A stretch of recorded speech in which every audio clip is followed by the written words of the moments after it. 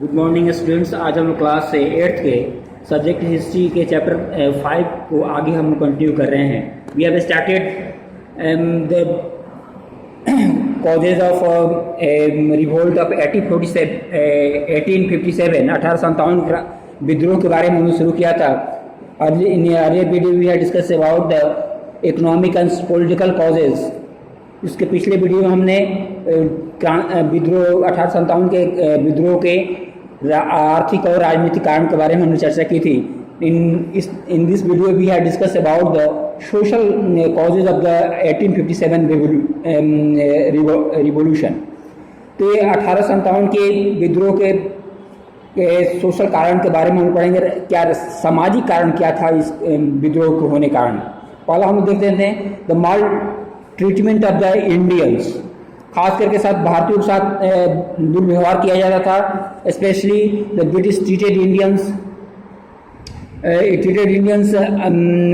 अनफेरियर and uncivilised. British लोग भारतीय लोगों को बहुत ही निम्न दर्जे का और साथ ही असभ्य मानते थे कि अंग्रेज जो यहाँ पर आए हैं तो ये भारत को सभ्य लोगों को सभ्य बनाएंगे। और जो भी पढ़े लिखे लोग थे उनके साथ दुर्व्यवहार किया जाता, उनको ऊंचे पोस्ट नहीं दिए जाते थे। Even Indian they are not allowed to travel in the first class railway. जब लोग ट्रेन में करते थे तो भारतीय लोगों को प्रथम फर्स्ट क्लास में यात्रा करने को मौका नहीं दिया जाता। सेकंड क्लास और थर्ड क्लास में लोग यात्रा करते थे। साथ ही साथ educated Indians are not denied promotion and the opportunity to appoint to be the high post. ऊंचे पदों पर भारतीय लोगों की नियुक्ति नहीं होती थी, ऊंचे पदों पर अंग्रेजों लोगों की नियुक्ति होती थी। ये भेदभाव में दिखाई पड़ता है। Next we are discuss about the interference in the social life. ये हम भारतीय लोगों के अंग्रेजों ने भारतीय लोगों के सामाजिक जीवन में कैसे ये हस्तक्षेप करना शुरू कर दिया, ये हम देखेंगे। So many first of all discuss about the Lord William Bentinck. He was a British governor at that time. He started making effort to without Indian society like Sati system and human sacrifice. Lord William Bentinck के द्वारा भारतीय समाज में सती प्रथा प्रचलित थी। सती प्रथा आप जानते हैं, कोई व्यक्ति मर जाता तो उसकी पत्नी को भी लोग जिंदा उसकी चिता में जला देते थे। ये बहुत ही दुर्भाग्यपूर्ण घटनाएं हुआ करती थी। इस पर अंग्रेजों ने रोक लगाया। खास करके विलियम बेंटिक का नाम इसमें आता है। और आदमी की नर बलि जाती थी, इसको इन्होंने रोक लगाया। नेक्स्ट लॉर्ड डलहौजी ने है बैंड द फीमेल इन्फेंटिसाइड और लीगलाइज्ड विडो रीमैरिज। और खास करके विलियम बेंटिक के बाद हमारा आता है लॉर्ड डलहौजी का नाम आता है, जिसने स्त्री भ्रूण हत्या रोक लगाई और विधवा विवाह को उसने उसको कानूनी रूप दिया। यानी कोई महिला उसका पति मर जाता है तो दोबारा वो शादी कर सकती थी। ये नियम उन्होंने बनाए थे। तो भारतीय लोगों को लगा कि ये हमारे सामाजिक जीवन में हस्तक्षेप कर रहे हैं, इसी कारण लोग विद्रोह करने को उतारू हो गए।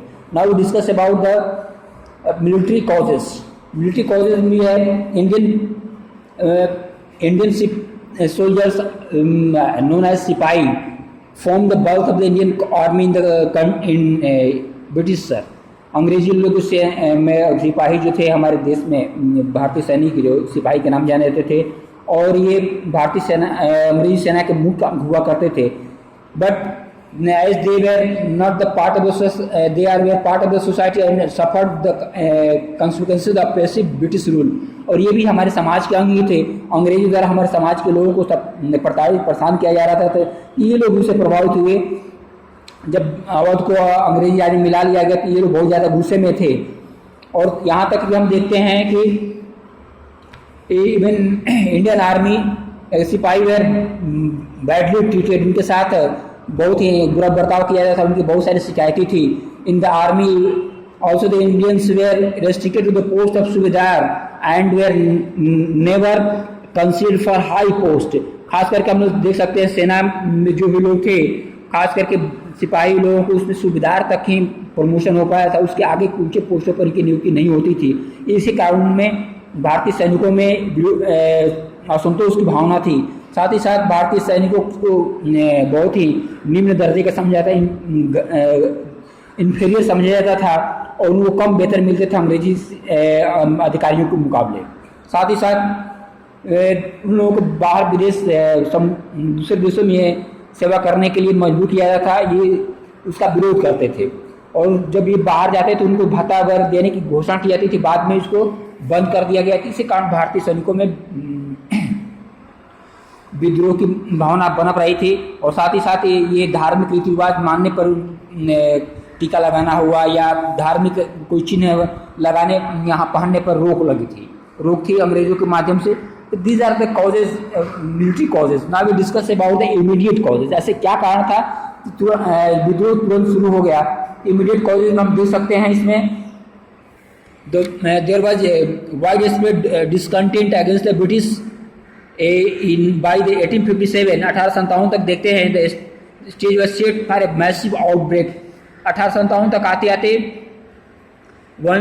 विद्रोह की जो अग्नि जो है प्रज्वलित होने के कारण ये था कि पहले जब भारतीय सिपाहियों की तरह जो बंदूक गन यूज की जाती थी, एक नई राइफल उनको दी गई जो इंग्लैंड में एक जगह है एनफील्ड, वहाँ पर बनती थी। उसके नाम से कारण इसको एनफील्ड राइफल बोला गया। और उसमें जो बुलेट भरी जाती थी, the cartridge of the rifle was covered with a greased paper wrapped. और जो उसमें राइफल गोली भरी जाती थी एनफील्ड राइफल में, उसमें चिकना करने के लिए पेपर एक लगा, साथ में चिकना करने के लिए एक मटेरियल लिक्विड लगा रहता था कि ताकि बुलेट लिक्विड टाइप से लगा रहने के कारण उसमें भरने में सुविधा हो। तो इस बीच सिपाही has to bite the greased wrap before loading the cartridge. तो सिपाही लोगों को गोली भरने के पहले उसको दांतों से अपने काटना पड़ता था। तो यह अफवाह फैल गई कि उसमें गाय या सूअर की चर्बी लगाई जा रही है। इससे जो हिंदू थे और मुस्लिम, हिंदू और गाय को पवित्र मानते थे, उसकी पूजा करते थे, और मुस्लिम लोग सूअर को खराब मानते थे। इसके कारण जब ये मजबूर किया गया इस गोली राइफल का उपयोग करने के लिए, तो दांत से काटने का यूज करना पड़ता था उस गोली को, कार्ट्रिज को। इसी कारण 1857 के विद्रोह जो है फैलने का ये कारण हो गया। तो इससे लोगों में, सैनिकों में ये विद्रोह की भावना उन्हें लगा कि नहीं, हमें धर्म भ्रष्ट किया जा रहा है। इसके कारण 1857 का विद्रोह शुरू हो गया था। Thank you.